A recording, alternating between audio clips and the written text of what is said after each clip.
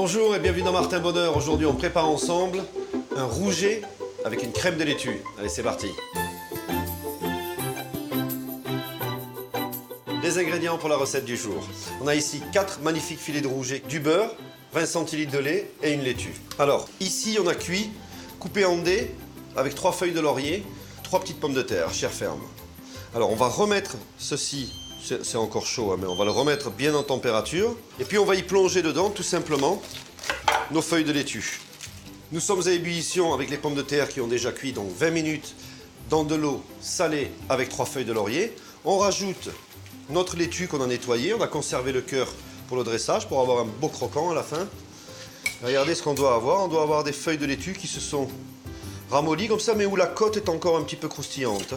Voilà, et maintenant, on va mettre ça dans notre blender et nos pommes de terre cuites. Voilà, alors on met pour l'instant un tiers du liquide, un beau morceau de beurre. Et on va commencer à mixer, on va voir la consistance et on rajoutera éventuellement encore un petit peu d'eau de cuisson. Alors on va passer à la cuisson des rougets. Un petit peu de sel et poivre. Et vous allez voir qu'on fait ça directement de la poêle à l'assiette. Et ça, c'est important. Hein. Gardez comme ça une petite tension dans la cuisine. Et regardez la consistance. Vous voyez que c'est pas une soupe, c'est pas une sauce. Voilà, donc regardez, ici, c'est chaud. Toujours le poisson ou les pièces que vous mettez en cuisson, on les laisse tomber dans le sens opposé. Comme ça, s'il y a une projection, ça part. Alors, le filet de rouget, ça cuit environ 1 minute sur chaque face. Ça cuit très très vite. Hein, et on cuit ça bien chaud. Donc là, on voit ici la cuisson qui commence, on voit là, le changement de couleur. On pourrait pratiquement pousser la cuisson sur cette face-là et le retourner au dernier moment. Et quand on arrive, quand on a un petit centimètre sur le côté, à ce moment-là, on peut retourner.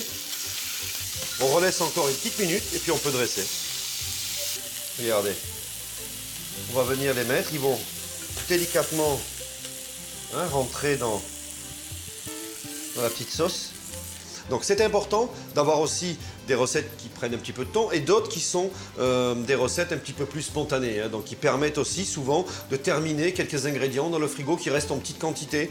Imaginez que vous avez fait la veille une recette à base de petits pois, il vous reste 3 cuillères à soupe de petits pois, vous dites qu'est-ce que je vais faire avec ces 3 cuillères à soupe de petits pois. La plupart du temps, malheureusement, on s'en sépare. Là, tout simplement, vous cuisez les pommes de terre, vous mettez les petits pois, vous mixez et vous avez une autre version de cette recette. Alors on attend vos recettes, vos photos pour votre page, la page Facebook de Martin Bonheur. Bon appétit!